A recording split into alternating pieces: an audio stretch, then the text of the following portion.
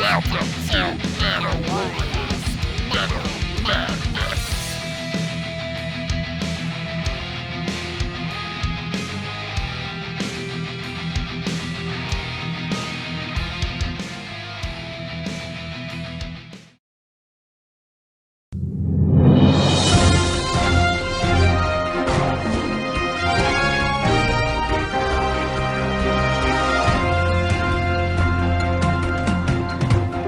And is today's news with Mattowarrior, the metal news of the metal world from blabbermouth.net. Which messed up my fuck. Which actually Blabbermouth on my computer would not work because I have ad block on. So whatever ridiculousness is that. So anyways, we're going to go into the news. And at the top of the list, I'm not going to read the headline that's up there. It's a very sad headline, and I'll tell you a little bit of some stuff about that in a moment. So we're just going to go to the latest news. Scorpions. James Kotak was a wonderful human being, a great musician, a loving family man. So the former drummer of Scorpions and Kingdom Come has died. James Kotak. And it's pretty sad. Clutch announces tour. Pantera and Lamb of God announce additional supporting acts. Let's see who they are. For February 2024 North American tour. If I can see who that is. Anyways, my technical difficulties with these ads that are on Blabbermouth. Maybe I'll use a different site next time. Kind of annoying. Here we go. It says, one of 3 housecore records. That's interesting. Nest, Child Bite, Snafu. Oh, that's cool that he has so much sway, Phil Anselmo, like to have these like underground artists on that tour, because I'll never forget the time that I saw Morbid Angel open for Pantera. By all means, Morbid Angel's not an underground band, but compared to Pantera, they were. And these, suffice to say, call them rednecks, were making fun of Morbid Angel when they played the stage. And then they were shut up when Phil Anselmo got on stage to sing a song with them, which I found, God, it's so cringe that they were making fun of that. So what's the next headline after that one? You can own a drum set used by Def Leppard's Rick Allen on 1987 Hysteria tour. And you have to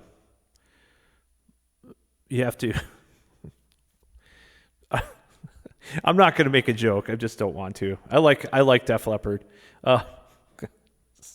Just the goofy look on his face. That's what prompted that. Anyways, the news about former Kingdom Come and Scorpions drummer dead at 61, which is actually relatively young nowadays, so it's pretty sad.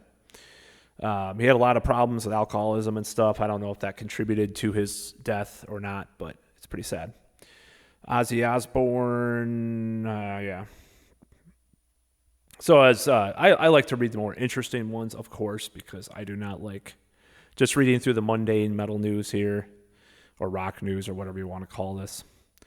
Magnum's Tony Clarkin dead at 77. Now this is actually relevant to me because I am a big Magnum fan. I first heard of them when I obtained something from the high seas that, I'll just say the high seas, that had 101 AOR albums attached to it. And I ended up buying many of the said AOR albums, probably about 20 or 30 of them, because I like the band so much. And one of them was Magnum, and then I checked them out, and I got into them, and I bought a lot of their albums. And I like Storyteller's Night, Chase the Dragon, albums like that. I like those albums a lot. So, and I think a couple of songs were covered by various bands with Tobias Sammet of Edguy and Avantasia, like Soldier of the Line. I thought about covering that as well. Great songwriter, great loss, actually. getting up there. They were already like kind of well up in age when they kind of got big in the 80s in England and stuff. So it's definitely a loss. He was a good songwriter, and it's sad. So that was unexpected, actually, because I thought those guys would keep touring on and on because they just kept being active. They have all these albums out and stuff. Asking Alexandra, I'm not going to comment on that. This is kind of interesting just because of who this entails. Jason Bieler and Phil Verone to celebrate 30th anniversary of Saigon Kick's Water album on 2024 tour. That's interesting because Phil Verone has a few other activities that he's done in recent years, if you know what I mean. So anyways, I just didn't know he returned to music. It's interesting. Here we go. There's a little bit more relevant stuff to me. Tommy Thayer on Kiss avatars. It'll take some time to get the imagery where we want it to be. Oh, okay. Well, what I have to say about Kiss avatars is they fucking suck and they're stupid. It's something to be expected by modern day Kiss, of course, which is patently ridiculously cynically wanting to make money off of any type of thing that comes out possible. I predict they're going to start using AI. This is a prediction, kind of a hot take. They're going to start using AI to write new songs. I just predicted with the app to go along with the avatars. It's pretty sad. Ozzy Osbourne says he can't have any more surgery. I had 7 surgeries in 5 years. Wow. Judas Priest released his official music video for Panic Attack. I haven't watched that yet. I do like the new songs. Now, this is kind of a cringe headline, but I'll read it anyways. It's kind of sad, but it is what it is. Maybe he was offered a lot of money. I would say he probably was offered a shit ton of money, so I'm not going to blame him for this. I almost died laughing reading this. Mike Portnoy almost played drums for Nickelback in 2022. That's pretty strange.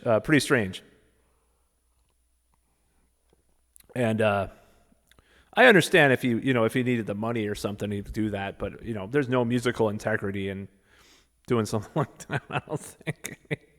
Oh my God, maybe he likes him. I don't know. Dokken announced his 2024 tour dates. I don't care because I'm never going to see Dokken. Sorry, Don Dokken. I just can't take it. I can't take it, dude. Because I'm a big fan. I'm actually a big fan of Dokken. Going back to the early 2000s when I first got into him. I know I'm pretty late to the party, but I'm kind of young for your average Dokken fan worldwide, maybe. I don't know. Now, this is an interesting hot take, and I like this take. I fully support this take that he is making in this. Bruce Kulick says Kiss did not honor and respect Kisstory, quote unquote, at final concert. And that's absolutely correct in the case that he's saying because they did not honor it at all. No Ace. I mean, Vinnie Vincent is the train wreck, but no Vinnie Vincent, no Peter Criss, no Bruce Kulick, Obviously Eric Carr can't be there, but yeah, it's pretty sad. I mean, it's ludicrous that Bruce Kulick, who's always been seen as like that nice guy that went along with Kiss stuff, in the 80s and stuff. Very talented guitarist, might I add. He even played for Meatloaf at one point, like in the 70s, which is crazy, and his brother did too. I mean, it's pretty wild when he's making when he's even on that take, because he really didn't say a word about Kiss for many years as far as anything that explicit. So, I mean, obviously he sounds like he's mad about something with that, but nevertheless, I think he's right. So, Dave Ellefson praises Dave Mustaine's ability to sell an idea. He was such a good salesman. That reminds me of the Peace Salesman Who's Buying cover and like some of the lyrics to like, was it Conjuring? It's kind of funny that he says that. Kind of an irony there. Saxon Uriah Heep announced Spring 2024 Hellfire and Chaos US Tour. That's kind of cool. I might, if it comes around and the tickets aren't insane, maybe I'd go to that.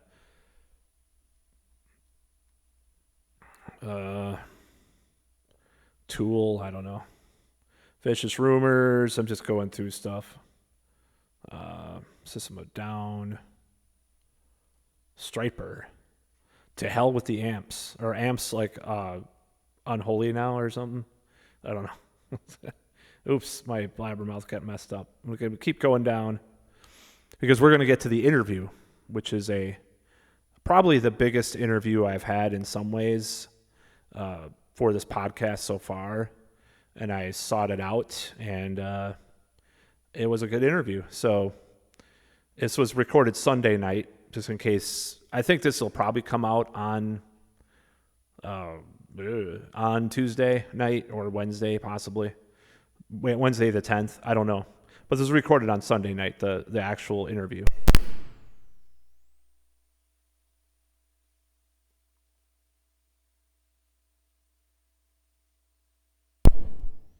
Excuse me, my microphone had a prolapse anyway. So what's next here? So Steve Lukather, okay. Pearl Jam, Rat, Ace Frehley. What? Whoa! I thought that was a Klingon at first. I was looking at his. What's weird is I was looking at the side. I was like kind of like my eyes were kind of dilated, and I saw the picture of Ace Frehley, and I saw his hair, and I thought he was Worf from Star Trek. It's really strange. I don't know why I thought that. I'm not on anything, by the way. I took like part of an edible the other day, but that's about it. Maybe. Matt Sorum, Metallica, Roger Daltrey, Korn, Lita Ford. No, this is kind of a funny take. Ace Frehley, speaking of him, explains why he hasn't used artificial intelligence during songwriting process. Like, why would he? He's like, I'm going to use that. I don't know if I want to use that. Wasn't he like really like good, like really the guy was up on technology? Like, I heard the story regaled to on another podcast, strangely enough, of him like on tour with all these like Mac computers in the 90s, like all looping like this like screensaver of him like burning or his smoking guitar and like all this weird, I don't know, all these weird stories. Ross the Boss on his creative relationship with Joey DeMeo. People called us the Lennon McCartney of metal songwriting. Yeah, I mean, Mattowarrior as anybody. I had to turn off another sound clip. Oops. As anybody who knows me is one of my favorite bands of all time. I have a tattoo of Mattowarrior. I have the sign of the hammer on my right shoulder. So that was 2002 that I got that tattoo as well. So it's not like I don't know. It was kind of like part of my life at that point for various reasons. You know, it was very inspirational. I think one of the things about Mattowarrior is that when you're like a teenager, or you're like shortly post-adolescence or whatever, you really identify with it because it's like, you know, strength and through adversity and stuff like that. So that's what that really meant to me, getting that tattoo at the time. So I just was like, I'm just going to fight the world and whatever, hail and kill or whatever. That's cheesy, but Lips on upcoming Anvil album. The songs were totally written before I showed them to the other guys. Okay. I'm not really too familiar with Anvil. I've heard a couple of their albums and stuff. Ace Frehley. A lot of Ace Frehley today. Speaking of Ace Frehley, I'm glad it's more Ace Frehley than Tommy Thayer, though, honestly, but that's just my opinion. Ace Frehley wants to get closer to God and practice the guitar more in 2024. Okay. I'm not going to comment on that. That's good for you. Yeah. KK Downing celebrates 40th anniversary of Judas Priest, Defenders of the Faith. It's probably one of my favorite albums. It is a good album. Watch Progressive Metal Legends Watchtower perform in Austin. I'm going to actually recommend this performance. I did watch part of it because they sound really good. Vocals sound great, sound crisp and clear. I'm just drinking some hot cocoa, excuse me. I didn't mute the microphone. So the performance is great. One of the best, I would say, progressive metal bands of all time is Watchtower, I think.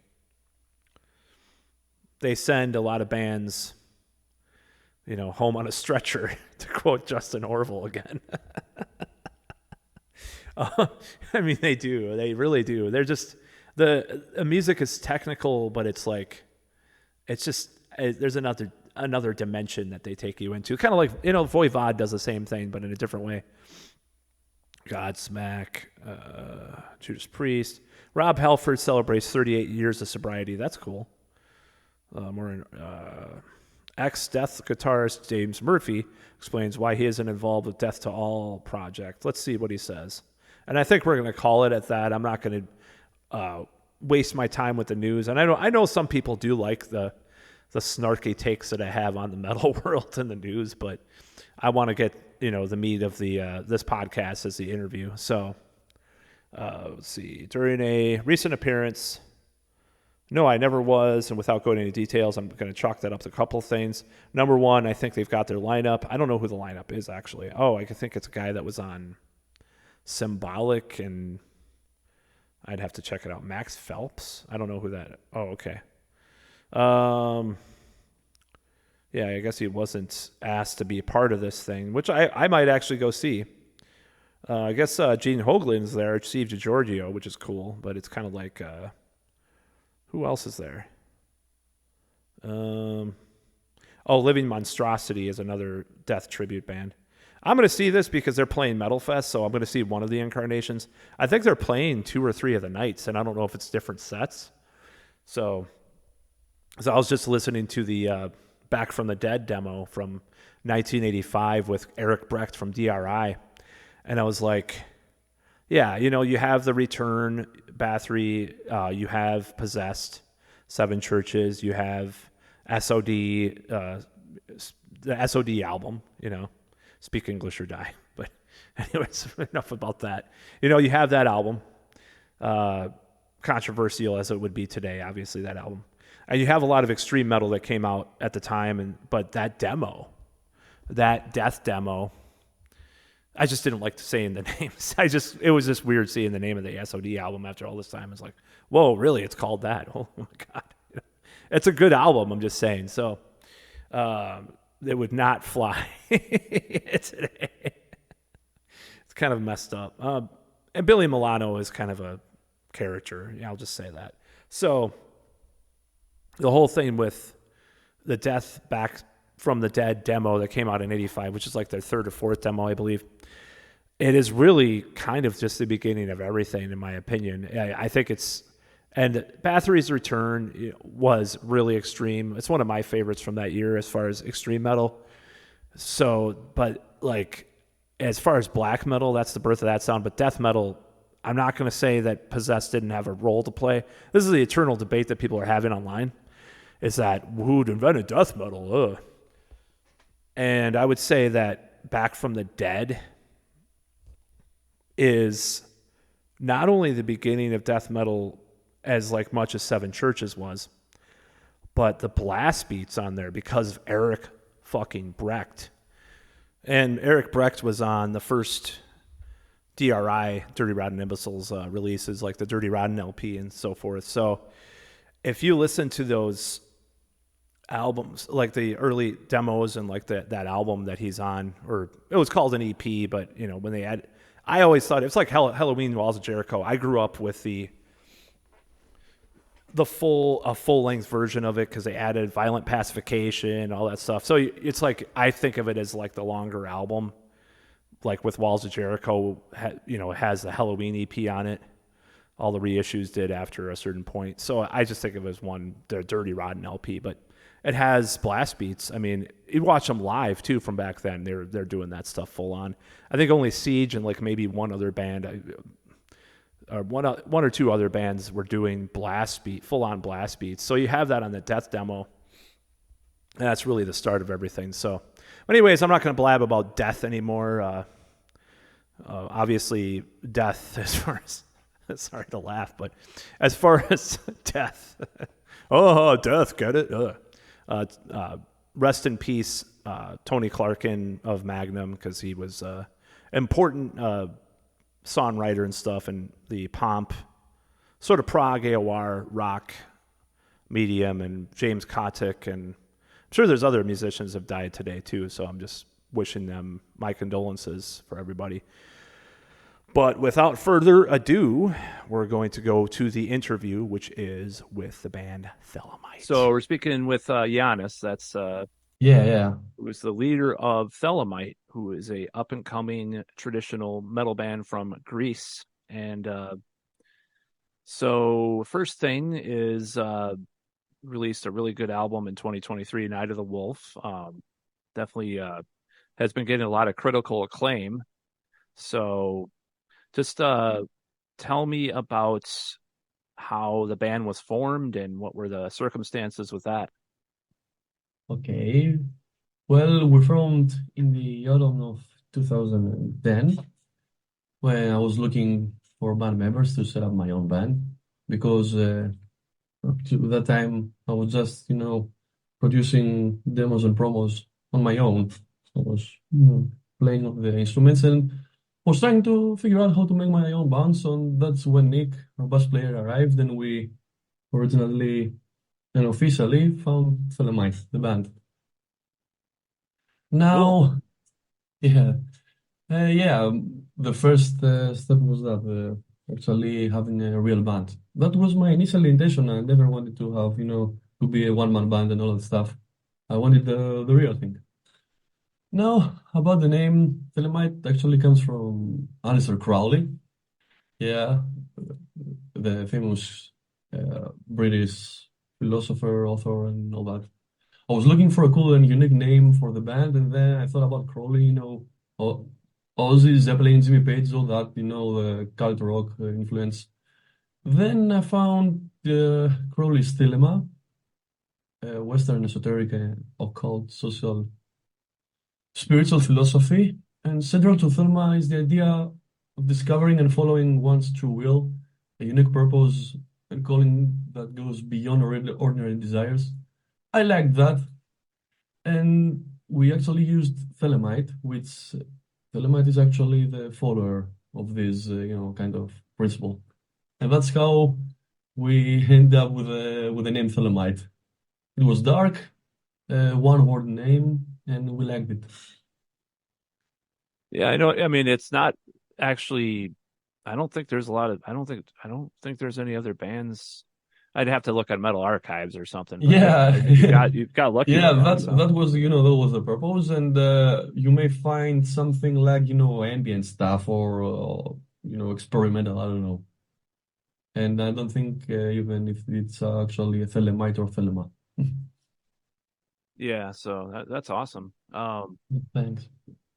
So like what as far as the new album goes, what do you think is the difference as far as what went into that one versus your previous albums? Well, as far as difference is concerned, the new album was intended to be more, should I say, I don't know, maybe more commercial kind of stuff. More, it's more in the hard rock, field rather than the aggressive heavy metal tone of Thelemism, the previous one. When I was producing Thelemism and recording the songs, I actually wanted it to be as aggressive as possible.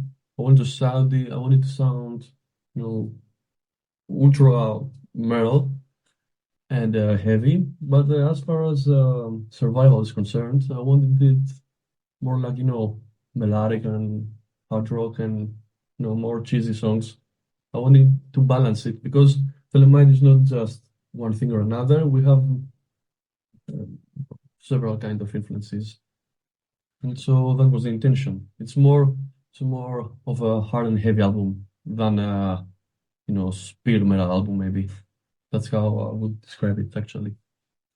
Yeah, I noticed a little bit more of a like kind of a little less power metal-ish, and that's Yeah, really what you definitely. would think on this new one. It's a little bit more traditional, but then you have some other kind of more experimental influences, especially like on the Sure. second half of it.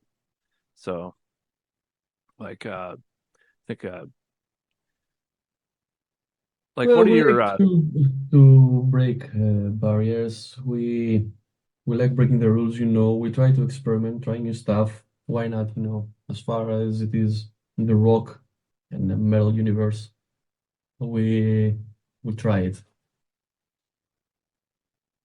Yeah, so I didn't actually get a lot of lyrics. I don't know if there's on Metal Archives there aren't lyrics. I don't know if you eventually put them on Yeah, Bandcamp, but what do you like to write about as far as lyrics go? Like I noticed Night of the Wolf is seems kind of like a horror theme, but what yeah. are some of the other songs about and what goes into that? Okay, as you may have noticed, um, I like, all the futuristic classic metal kind of lyrical stuff, but I also like to write more, down to earth songs maybe about someone's feelings and someone or how I originally feel about things, and more personal stuff, more esoteric kind of emotional things going here and there. And I believe that these actually are the songs that, you know, maybe people relate more with them. Uh, they feel them more, because these things are things that people have in common, feelings. It's not always about robots and horror stuff and all the Dungeons and Dragons stuff that we love in heavy metal. Everyone, loves that. But I think that's the moment when the artist actually is more original. The moment where he actually expresses himself, his own unique experiences as far as relations is concerned, or maybe, everyday feelings from the positive self-empowerment, ones to maybe the deepest and darkest ones, like feeling alone or neglected, or even break up with your girl, whatever. Yeah, I noticed some more like relationship lyrics too, and that kind of Yeah. seems to be a an influence too. So as far as like let me see what the I'll edit this part out. Any kind of Yeah. stammering Whatever. like that. What is in it? So what inspired In a Damaged Brain as far as like musically, like songs like that? Oh, well, that's an interesting question because uh, that's what I was talking about. When you are a heavy metal band, everyone expects from you to only, move to a certain path musically and lyrically. Uh, Everyone, expects from you to sound something like Judas Priest, Iron Maiden, know that, but I truly like adding my further influences outside rock, maybe more, alternative stuff in my songs. I know that most metal fans are not really familiar, I mean, the hardcore fans, familiar with most of, music outside the standard metal sound. But, I also, I, I don't hide that I like artists and admire artists like Deepest Mode, you know, and all that kind of alternative stuff that actually has something to tell and something to add to the whole rock culture in their own way. Because, you know, Deepest Mode is one of my favorite bands outside heavy metal, obviously. They're one of the bands that were original. They saw the path of experimenting. They were dark, they were emotional. They have some pretty, rough rock times, especially in the album Songs of Faith and Devotion. That's where my general influence is as far the alternative kind of things is coming from. So, if you like me to tell you what was my influence for In a Damaged Brain, it's something between, the grand stuff going on in the 90s and maybe some Deepest Mode, you know, uh, additions here and there. I think if someone likes alternative, he will maybe recognize that. Yeah, it's interesting because like in the '90s, like traditional heavy metal was like kind of shunned by a lot of people, especially here in the States. And Yeah, if you were into, and I probably share some of the same influences that you're talking about too, um, as far as my own stuff, just like to intertwine it in there. But at the same time, it's like interesting because if you have, these two kind of, I mean, I think what you guys do is incorporate it in a way that doesn't threaten that traditional, kind of vibe. And that's yeah, kind of something yeah, I've always tried to do too. It's like when you're yeah. trying I'm to, glad you do. I'm glad you do. Yeah, yeah. As you said, of course, I totally agree with you because that's the purpose. I don't want to, let's say, spoil, underrate or move away from the classic, the traditional heavy metal signature. I'm just trying, first of all, to satisfy my own musical taste and, desire to express myself musically, but also I always like to give something to the listener that maybe help somebody open his mind a bit, not stuck essentially in that narrow-minded heavy metal mindset. And I don't expect everyone to accept it. I just put these influences, and I would be happy if someone could relate or maybe enjoy this kind of yeah, stuff. yeah, absolutely. No, I completely agree Help- with that. It So, helps um, to improve the heavy metal in the end of the day. yeah, so like how I discovered you guys was I was just checking out all these recommendations that people had, and I actually bought the CD, and it took 2 months to arrive because you were out of it, Oh, and man. then and then it finally arrived. It was Thanks, cool. but thanks for supporting us. Yeah, because what the thing is I explored like two or three other bands that were kind of being recommended, and I was like, and then I bought one other one. I'm like, this is just so one. This is one of the things that I noticed about your band is the ability to write hooks, like melodies and Oh, vocal thanks. things, and that's one thing a lot of bands I do like this, like whatever you want to call it, the new wave of traditional heavy metal, especially compared to a lot of like the what quote unquote power metal bands that are coming out. They're just like kind of boring, but Yeah, they support the sound a lot in bands like Rhapsody and all that stuff. And I think you can go real far away only being influenced by one kind of sound.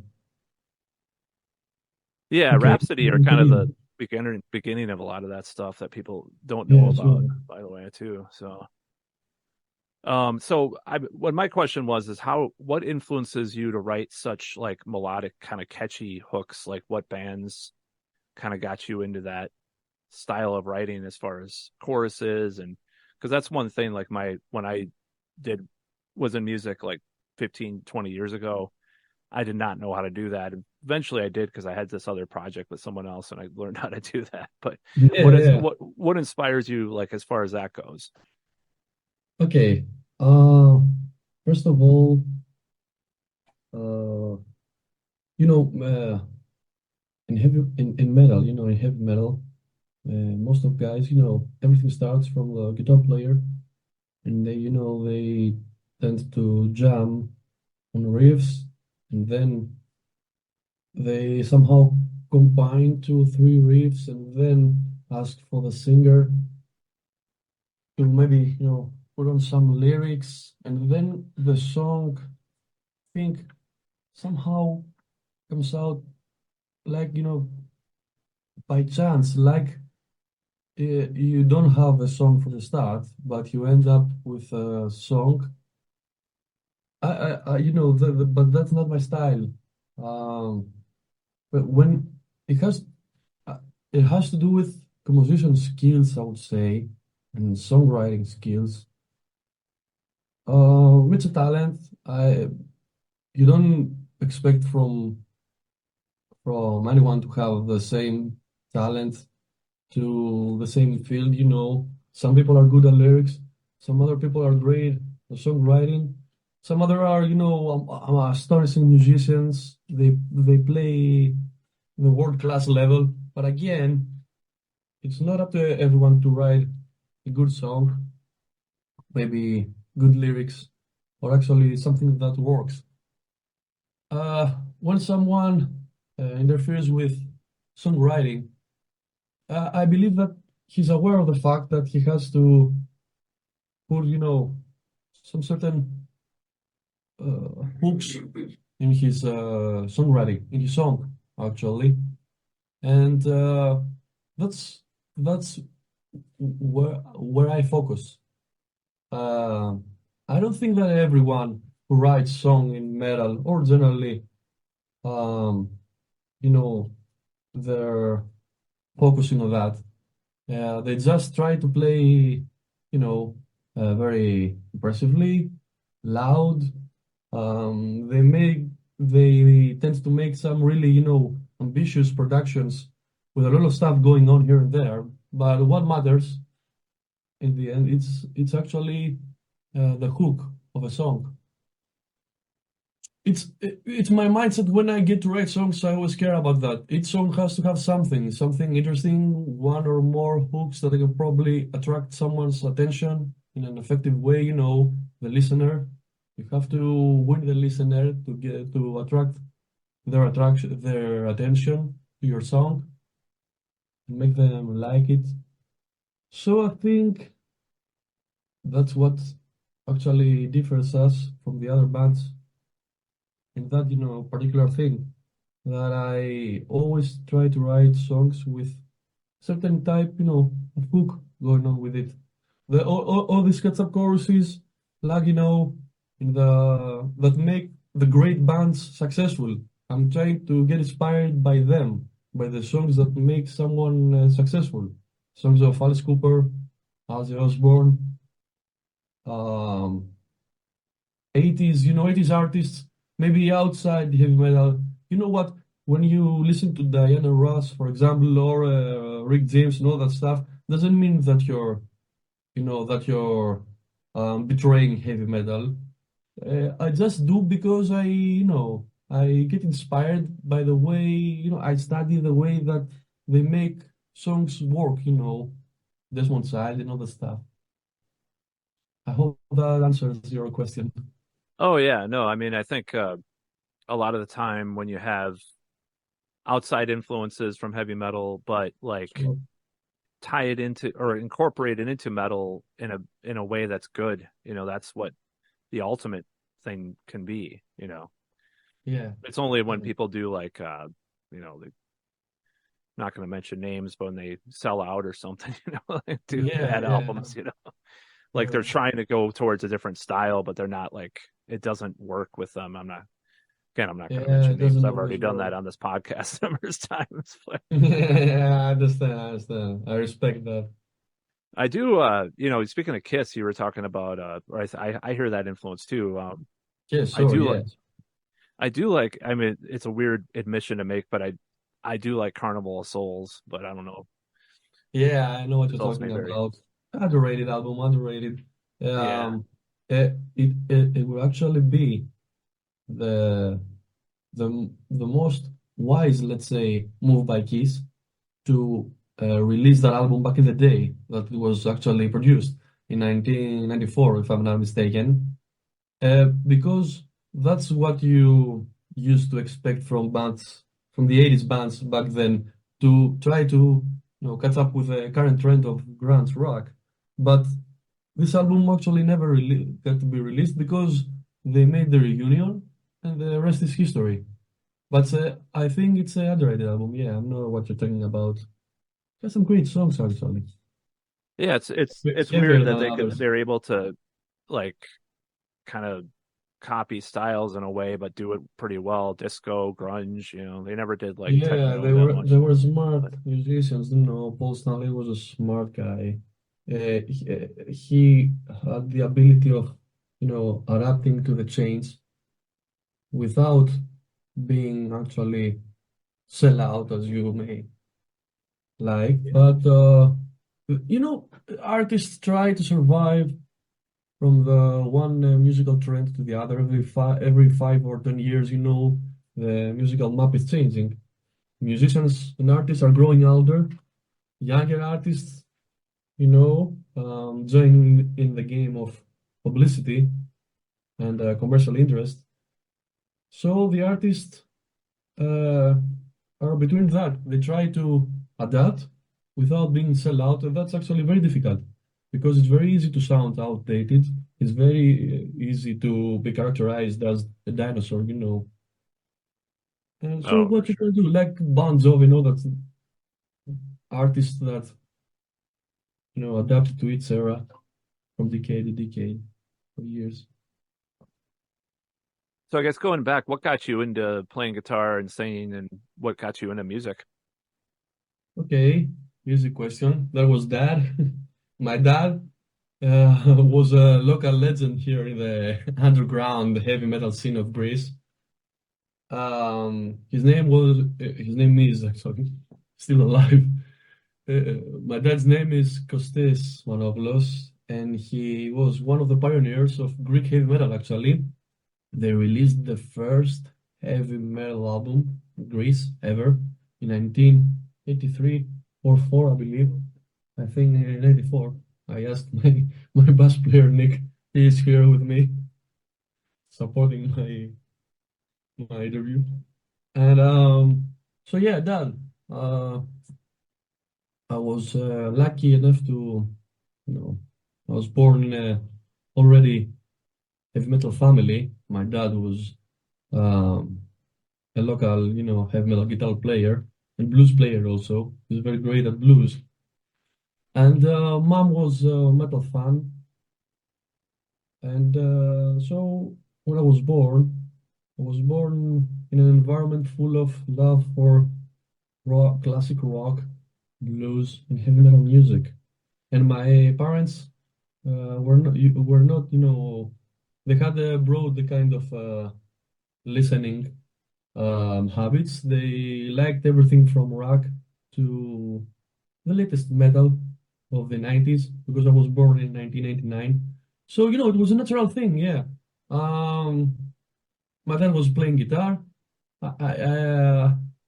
My first my first memories that I can remember is, my first visual experience of rock and roll is, when I was 2 years old, then I saw Jimi Hendrix passing his guitar, and my parents used to buy me plastic guitars from the mini market, and I used to throw them, down the stairs or Oh, wow. breaking them because I had seen, Jimi Hendrix. Oh, I was trying to imitate, the the guitar playing, And then Alice Cooper. One of my first memories is also Alice Cooper's "Welcome to My Nightmare" video clip. I was so scared, but so, magnetized from that, from that video that I was hiding behind a door where my parents used to play back the actual video clip. You remember the original video clip of "Welcome to My Nightmare" where it's total black and Alice Cooper comes with his corpse paint, and then a dancer, then comes a dancer, a ballet dancer, which has the face of Eddie from Iron Maiden. And so yeah, I was half scared. I was hiding behind a door, but then I was watching some seconds again. I was in total awe, and then I was hiding again behind the door. oh, wow. So yeah, that's inspired me. As soon as I got to, 6 to 5 years old, I started messing up with my dad's guitar, and my dad was a left guitar player, so I had to, strum the strings with my small fingers in the opposite way, and I couldn't wait to find an actually right guitar, right hand guitar, so I could start, you know. So that got me to music. It was a natural thing. I was born and then I was into music, as a listener and as a musician also. So Yeah, thanks. so that's awesome. Yeah, I think I used to. My dad played guitar too, and I think I wrecked one of Oh, them. cool. I wrecked one of his guitars one time, maybe. I can't remember, but I've wrecked a couple of my own too, Beautiful, of course. But beautiful. unfortunately, Imagine, yeah, but imagine, yeah, here it was Greece, and I was actually, back then in 1989, metal fans were still young, so few of them were actually married and all that stuff. So I was, I happened to be one of the first metal kids of Greece, oh yeah, historically talking. So because my parents got married when my mother was young, I was one of the first metal kids of Greece, and imagine that I couldn't find, some other kid that was into metal or all that kind of stuff. You were lucky enough because you're Native American. I believe it's more natural for you to have family member that was a musician, But again, as you had a guitar player father like me, I'm sure you understand the feeling, the lucky part of it, that not every child has this chance to have a cool father. yeah. It was my brother that really got me into metal, though. My dad was more of a blues player, but yeah, Oh, cool. he was my brother was a character. What were So your father's influences? I'll interview you. oh, he's in Hendrix and Oh, cool. what's his name? BB King The and all Blues that stuff. Breakers, Paul Oh, Mail, great. Blues Breakers, stuff like that. Oh, great. Full mail. Yeah. Yeah, stuff like that. I don't know. BB Cool. King. Yeah. Yeah, yeah. God also. Peter Yeah. Green and all that stuff. Oh yeah. Oh, I love Peter Green. Yeah, I like the Fleetwood Mac early stuff a lot. And Oh, I love them. like I love them in all eras. Especially the 80s ones, Tango in the Night is a masterpiece. oh yeah. All around. Also Anyway, like Gary Moore. Gary Moore and my father. I yeah. found out my father likes them too, so I was pretty happy to hear about that. So Yeah, Gary Moore is great, great. He's a legend. He's a yeah. legend. His career. He's a legend from Thin Lizzy to blues and again to heavy metal and then back to blues. This guy was, a legend and what a player, what a player. Great feeling, great stuff. Oh yeah. Great tone. Yeah, yeah, definitely. So if you had to mention or if you had to pick your five favorite guitarists, who would they be? The five favorites, you mean guitar players. Yes. Okay, I would start with the father, and when by father I mean with Tony Iommi, the father of heavy metal. Um, yeah, he has to be above the five, above the top five. He's a god. Okay, I would say, besides Jimi Hendrix, which he's in the classic rock field. Generally in rock and metal, it has to be Tony Iommi, then Rich Blackmore, then I would move to Angry Malmsteen, of course, and then into heavy metal, I would say Chris Oliver also from Sabathans, of course. Great influence,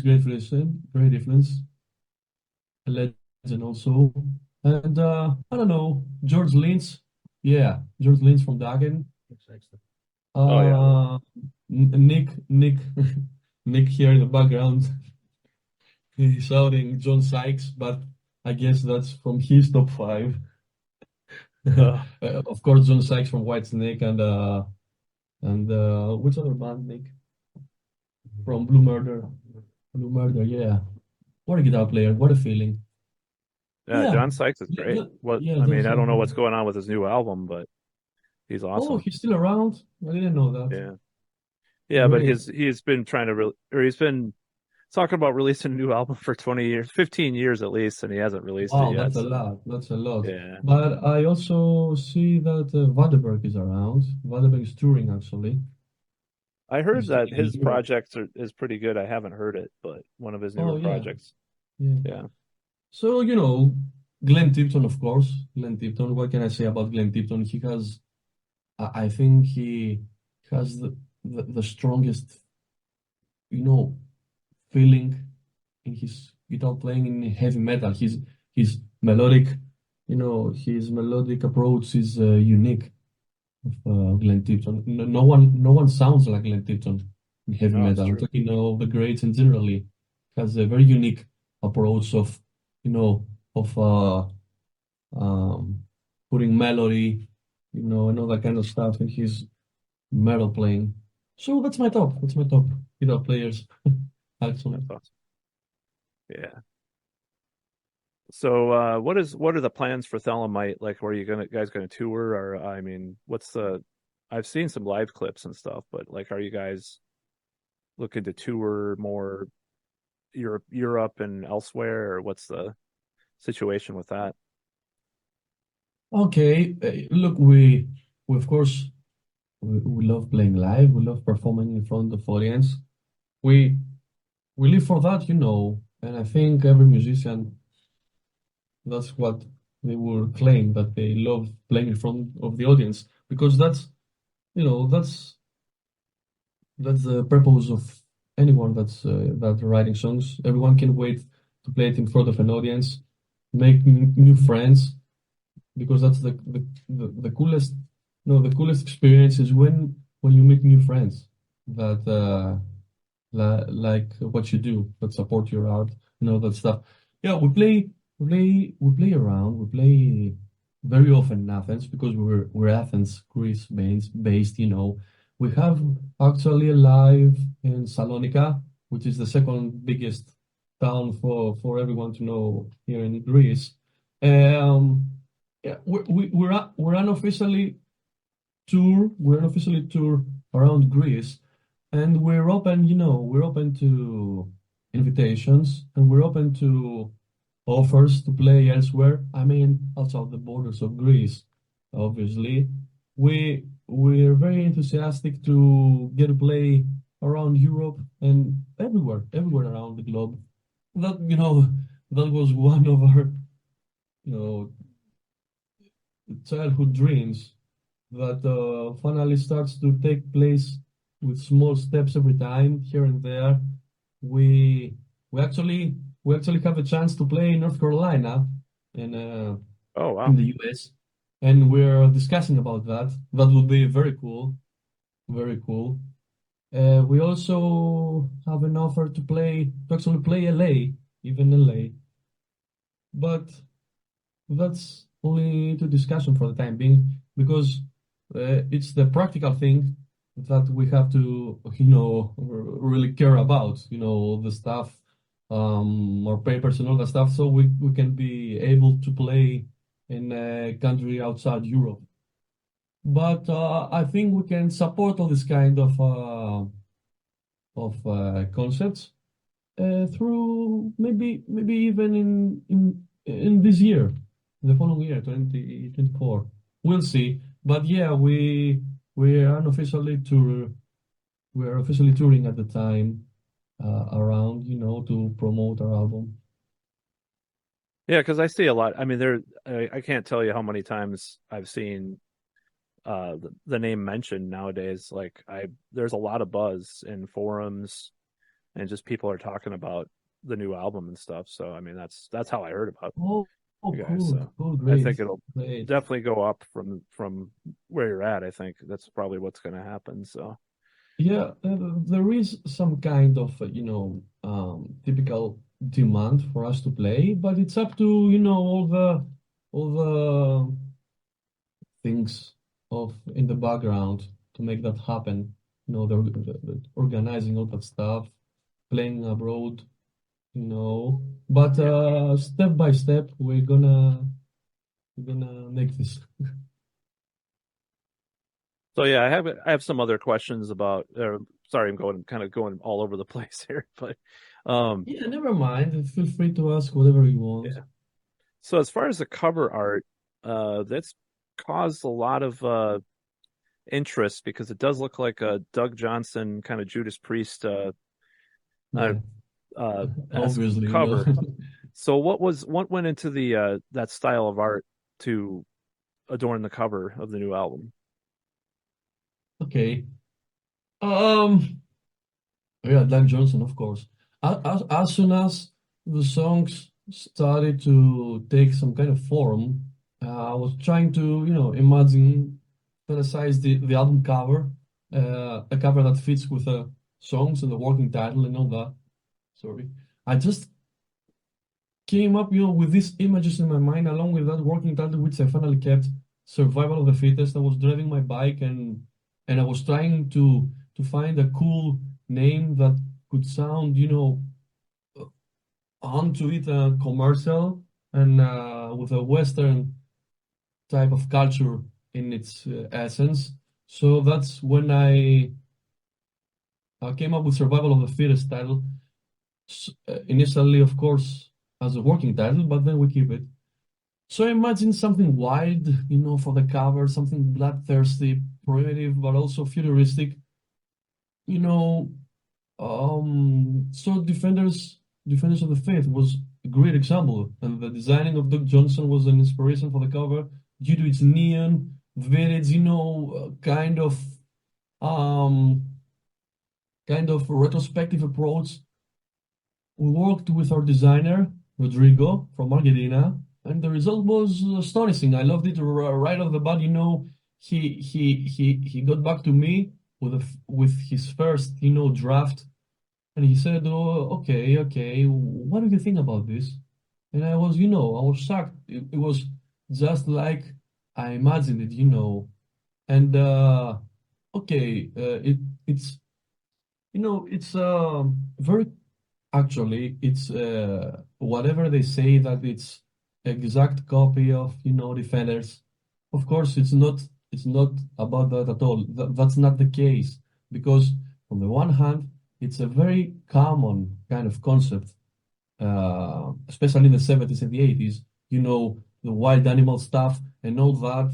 Yeah. Even Peter Chris from Kiss in the 70s, he used to have a wild cat, below his drum set, Oh below the yeah. drum riser.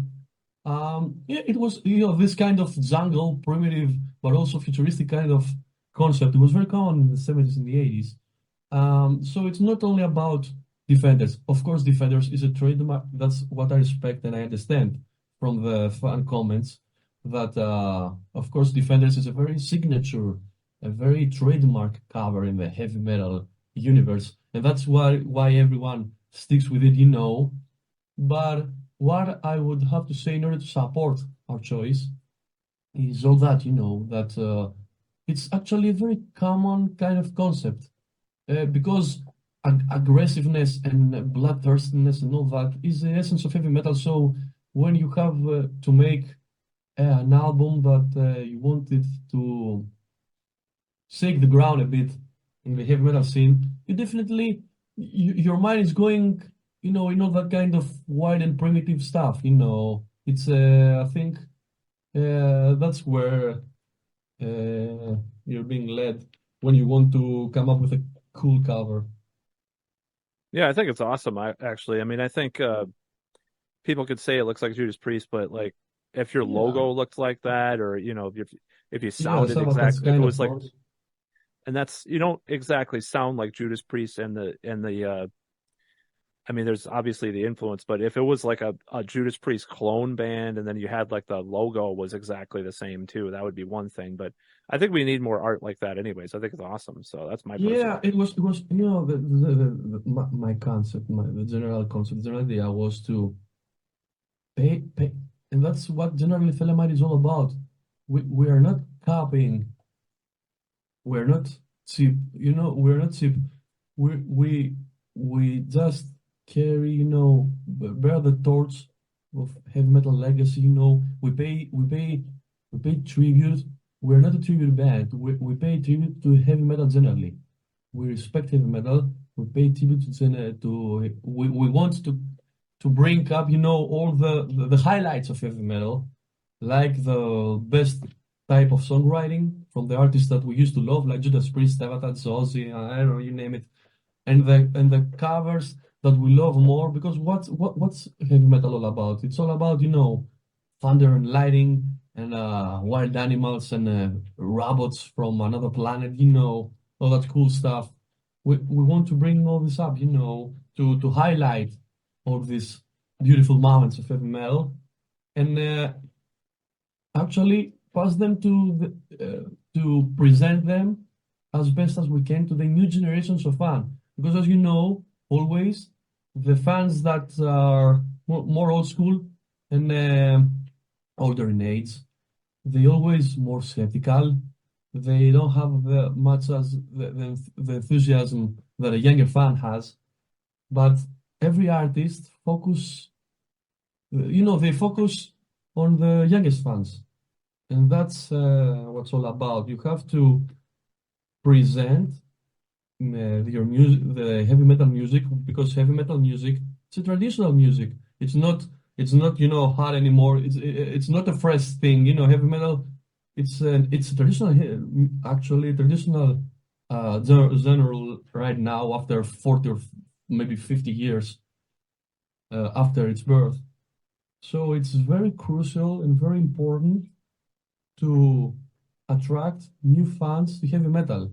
And you can't just do that by doing what everyone is doing. You have Yeah. to make something that pops up if you want it to be effective. And that's what we do. I know we're provocative. I know that our logo reminds of Savalanche and our cover reminds of Defenders of the Faith, but that's what you have to do. You have to be provocative and have something to attract interest, from newest fans. No, I agree with that completely. And I mean, the thing is even Iron Maiden, I mean, they Yes. had their own influences on their art. If you look at that, there's Yeah, an of course, Earth, if Wind, and if you look, Fire. sorry to interrupt you, but if you look Yeah. like the Power Slave cover, your Power Slave is a legendary cover. It's an amazing cover. But if you look at Earth, Wind, and Fire, it's Yeah, actually identical. I exactly, mean, exactly. yeah, of course, you have to you pay tribute to the artist that influences you more, and then as time goes by, you try to come up with your own kind of style. But that happens, over time. It just comes right in the process.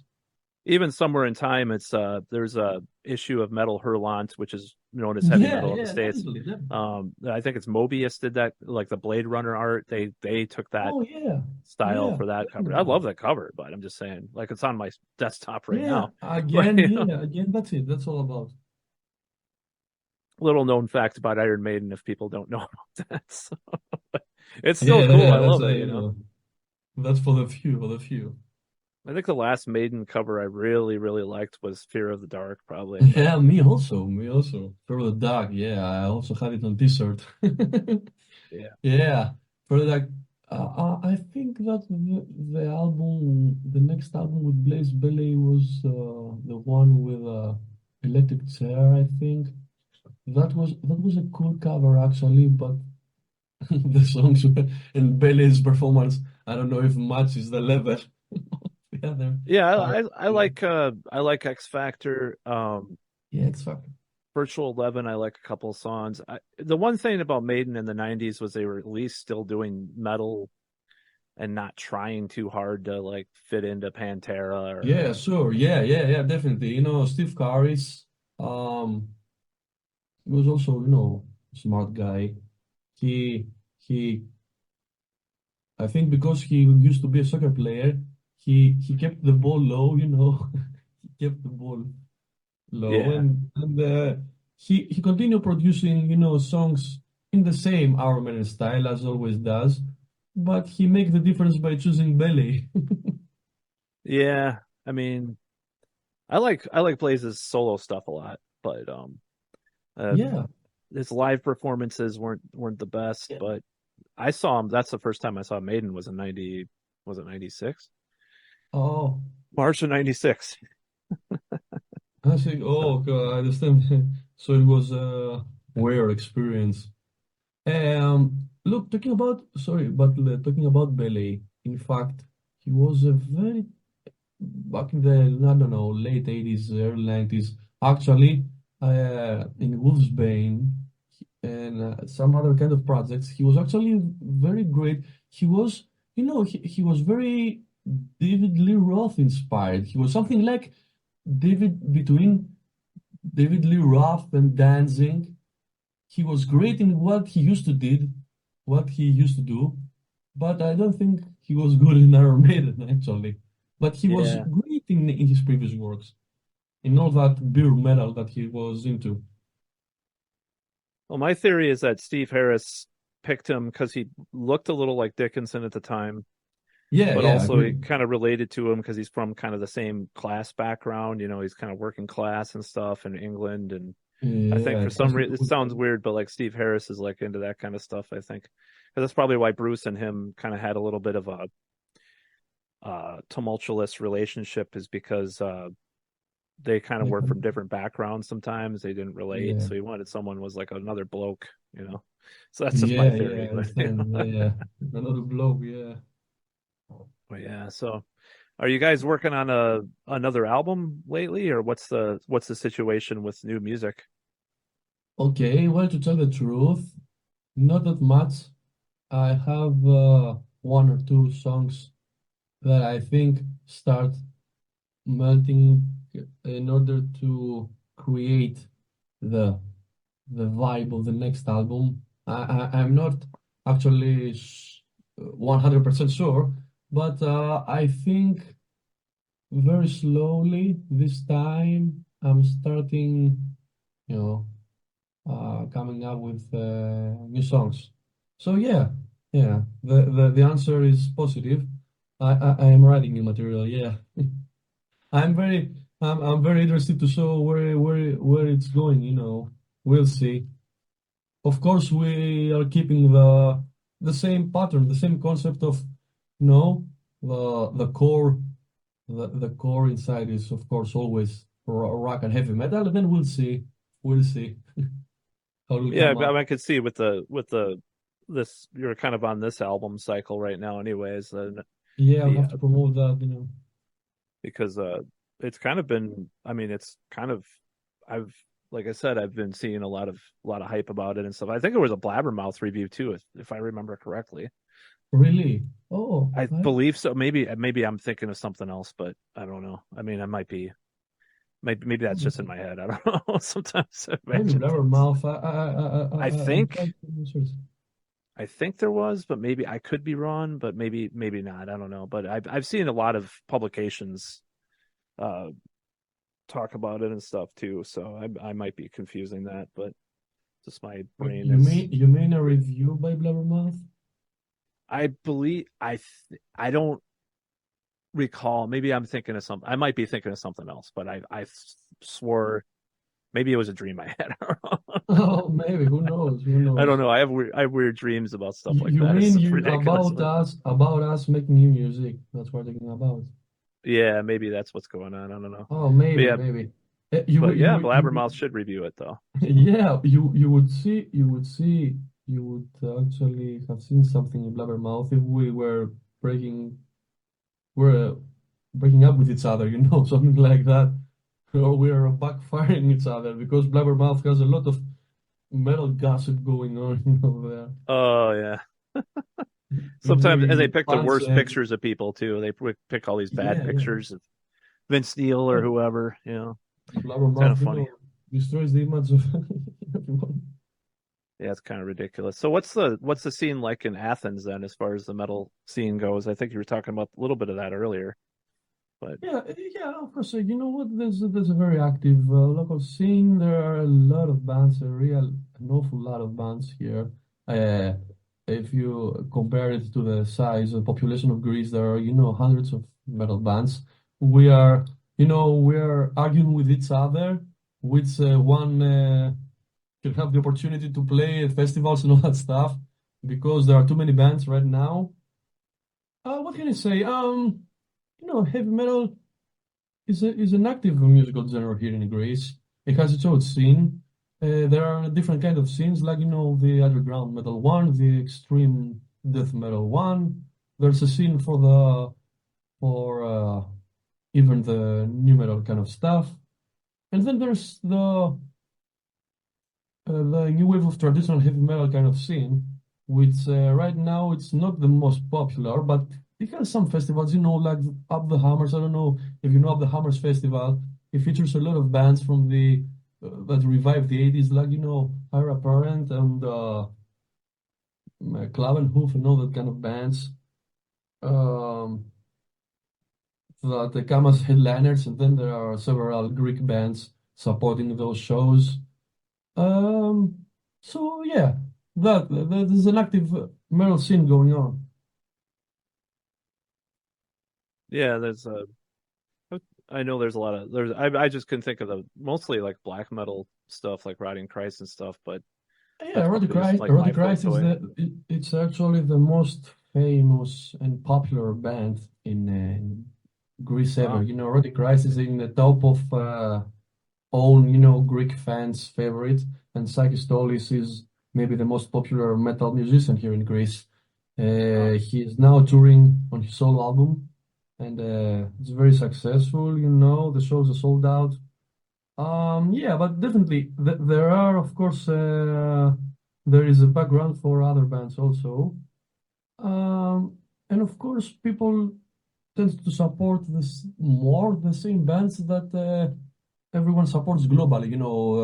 For instance, in July, Judas Priest, they come again with Bruce Dickinson and Accept, and other bands used to come like Slipknot and all the stuff. I mean, people used to support, of course, the mainstream metal scene, but also there is an native underground scene here also Oh yeah. that kind of exists and maybe strives. It has its own audience. There is a cult metal audience here in Greece that support this kind of festivals, luckily. That's awesome. Yeah. So if you can, as far as the genre, what you guys are doing, what other bands would you recommend? Like as far as newer bands, would you say? Um, you mean talking about the same new wave of traditional heavy metal or generally? Like new wave or traditional heavy metal, yeah. Okay, well, you know what? Pretty much these bands that are audience favorite right now that make the most impression. That's what would I recommend also. Look, to tell the truth, I don't dig everyone in this genre. In fact, I don't even listen a lot of new bands. But maybe if we're talking about this kind of style, people will know already. I would suggest Air Raid. I respect them a lot. They're from I think from Sweden. I would suggest Air Raid because I happened to check their album, and it's very tasteful, and the guitar playing is very tasteful and beautiful made. Um, Not exactly my kind of taste in heavy metal, but I gotta respect, Wings of Steel also. They are top right now for a reason in the genre. Even if I don't, it's not my kind of tea. All this, early type of Queensryche, US metal kind of stuff. Hmm. But I respect what they do. I uh, I congrats them for their success in the underground metal scene right now. I'm talking just about the new wave traditional stuff. Um, yeah, that's it for now. I don't know if Oh, Nick, would you suggest any new metal bands? Yeah. yeah. I find like the older I get, I have to really force myself to try to check out other bands, honestly. But I mean newer bands, but also I'm checking out old bands too, like that I never heard back in the day. It's kind Oh, of that you never had a chance, but you discover just now. That's what you mean. yeah, it's kind of hard to If I do had that. to suggest, yeah, and that helps me to answer to you that actually, if I had to suggest something to people, is not uh, actually a new a new band essentially. Of course, there are new bands that everyone can Google up and find in YouTube, in search in YouTube. But the new releases of the recent years. But what would I personally suggest to people is to give a chance in the past, as you say, the bands of the past, because either and don't overlook earlier works because of others' errors, because either some of them um, they they're coming back with new albums and they're uh, um, very good actually, great albums now, like um, I don't know, from every kind of genre, from metal to everything, to pop. For example, the new Duran Duran album is a masterpiece. The new Depeche album is a masterpiece, but also old albums. I would suggest to anyone to look up in the past discographies and give a chance to the old artists because people are always thirsty for new music, and they actually neglect the past, because okay, everyone wants new music, refreshing one, but they should try and give a chance and enjoy some masterpieces of the past. Uh, for example, there are albums even by the 70s, I don't know, the late 70s Black Sabbath, for example, that most people never give a chance to listen to, like Technical Ecstasy, for example. It's a very underrated album with great songs. Or other obscure songs, or artists, like maybe, for every kind of stuff. Let's say Celtic Frost, for example. I am discovering the earlier discography right now. It's also awesome. You know, that's what would I personally suggest. Oh yeah, no, that's no doubt. Did you say Duran Duran? Is that one of the names you said? Yeah, yeah. I Yeah. said that. Their new album's like a cover album, right? It's like has some Yeah, Siouxsie yeah. and the Actually, Banshees stuff and yeah, yeah. And Psycho Killer also. They made a very interesting cover of Psycho Killer. They took Psycho Killer, but they put their own signature in it as far as the style is concerned.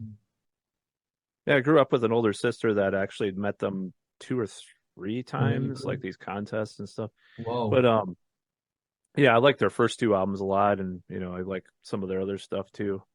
But yeah, I was interested in hearing it because it's kind of like they said they were going kind of gothy for that, so I was like really Yeah, curious yeah. about it. So I wanted to know what Yeah, that was like. exactly, exactly, exactly. Great artists, great artists. Even they're not heavy metal, but you know, I know the fight going on back in the day of the 80s. The things were very serious between, the disco guys and the metal guys. In Greece also, I had to tell you, in Greece also, they were fighting with each other outside clubs with chains and all that stuff. Oh, Yeah, yeah, they were hooligans, really. The disco and the Greek folk guys, against the rock and metal guys and punk guys.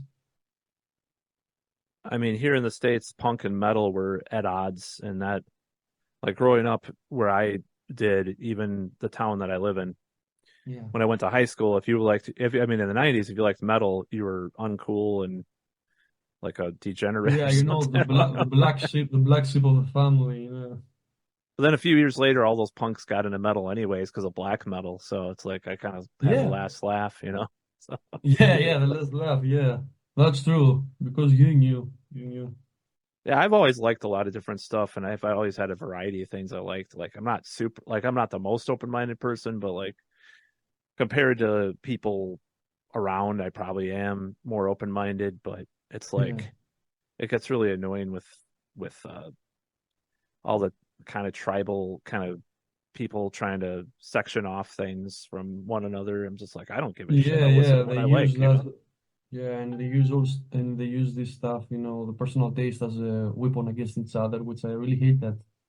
When you're young, when you're a guy young, you try to belong, you have to have the same dress code or the same musical taste with the rest of your friends, unless you're an outcast, and you're feeling lonely, if you uh, if you don't match with the others. But when you grow up, you get rid of all this kind of ideology, and you start Yeah, enjoying whatever you want. that's Okay. crazy though. That you're talking about the fights between like disco and rock, and wow, that's pretty wild. I want to read more about that. Yeah, That's yeah, yeah, yeah. Of course, it was, that was the scenery. The scenery in the 70s, in the 80s, and even early 90s here in Greece.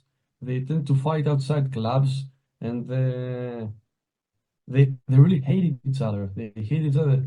The one is mocking the other, when they cross their paths in the street or outside clubs. Yeah, it's here it's Mediterranean temperament. We're short-tempered here in the Mediterranean. That's pretty interesting. So, well, I'm probably gonna wrap it up because I know you have to. I think you're practicing Yeah, pretty yeah, soon. we have rehearsal with the band Oh yeah. in 1 hour from now. Oh shoot. Okay, so you probably well. Never Yeah. mind, never mind. I joined it. Um, but if you want to say like just let us know where to find information about Thelemite, where to get their albums, where to watch videos and stuff. You want to plug the band, which I think is one of the best newer bands around. So or Yeah, newer-ish, you know. thank you very much for your kind words and all your support. Thank you for having us on your podcast. Um, for everyone that wants to check Thelemite, we're on Facebook. You can type Thelemite in the search bar, and then our page is the one with the last T actually not capital, because we lost control of our first page. Mhm. I gotta get I was infected by virus, so I lost control of the page, and then we have to make it new. So if you type Thelemite with a low KC on Facebook, you can find us. There we post all our news or all our plans, our future plans, and everything, our latest news. Also, we have a page in Instagram, which is Thelemite Official, where we also post, related stuff. And there is our channel in YouTube, because our channel in YouTube, it hasn't something right now, but we are planning to release Night of the Wolf video these days. Oh, So cool. it's going to get, yeah, yeah. I forgot to mention it. We Yeah, yeah. It's a fact that Night of the Wolf, it's going to have its own video clip, as you imagined it, a horror one. It's like a mini movie actually, Oh, I'm and it's gonna excited be about that. really cool. It's gonna be really cool. We're going to upload it there in our personal channel in YouTube. And there is also, stuff going on YouTube that someone can check. Also on Spotify if they search from Thelemite. And that's it right now. That's awesome. I forgot to say that everyone who wants to find our CD or album, they can, approach us through personal message or Facebook or on Instagram or maybe to our record label, Sleazy Rider Records, on Facebook or on Bandcamp. Yeah, I admit I got it on Amazon. That's probably why it took 2 months. So Yeah, it's yeah, fine. yeah. It's everywhere. It's everywhere. We have an American distributor, so it's all over, the platforms. I think it was out of It's everywhere. stock actually. Oh, So really? yeah, it was out of stock. Next time, That's pretty next good news. time, next time, ask it directly from me. I Oh will yeah, I be mean very happy to send it to you. I got to get off of the Amazon buying stuff. Like I'm sick of using that. It's just kind of Yeah, I bad, you know. understand. I It's understand. I kind of lame. I understand. bought a Actually, I'm trying to order more from Bandcamp and actual distro places and stuff. So, Oh yeah, yeah. Well, it's kind of good for the independent, from the indie, record labels and artists. oh yeah, for sure. But okay, okay. The the the purpose is to finally ultimately enjoy the actual stuff, the actual art, the music. Oh yeah, for That's what sure. matters. Definitely. So, Well, thank you for having us. oh yeah, it was a great conversation. Look forward to hearing from the future or in the future, and I'll definitely edit Thanks. anything that you want to. So, Yeah, sure, I, sure. Matt, what can I say? Thank you very, very much for your friendship and support. I really liked our tonight's, conversation, and I hope to talk to you soon. oh yeah, you Thanks. too. Thanks, Let's Matt.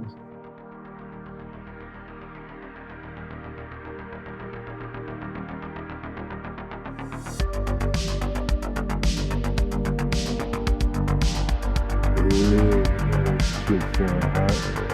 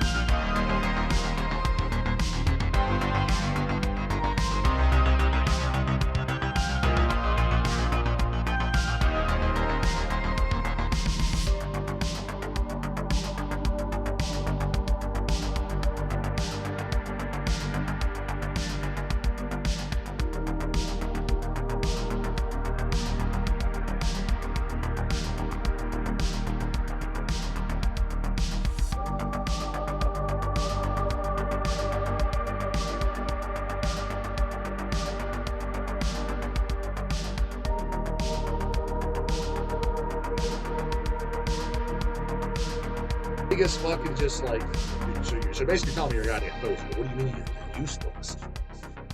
Used to means you got out of it. It means you got out of it because you weren't truly in it. Because again, dude, I don't want to hear any bullshit. I liked it as a kid and I know now. Put it to you this way: when you were 16 years old, did you like pussy? Were you thinking about fucking? Now that you're 45 years old, you got a hot piece of ass in front of you. You're gonna be like, used to like that, not into that no more. No, because you were truly into it. So you're still in it. Hit it. What do you mean you used to? You were never truly in it. Dude, if you used to like Deicide in 1992, or whatever the fuck it was, and you don't now, pose. Fucking pose. Because again, you don't stop liking pizza, you don't stop liking pussy, you don't stop jerking off. What are you talking about? Used to. Used to? No, you've always been a fucking goddamn poser. That's what it is. I mean, you literally, when you come and tell me that, that is fucking, you just translated that, I'm a fucking poser, punch me right in the face, dog. You may as well just say that, because that's exactly what you're fucking telling me. You're just a poser.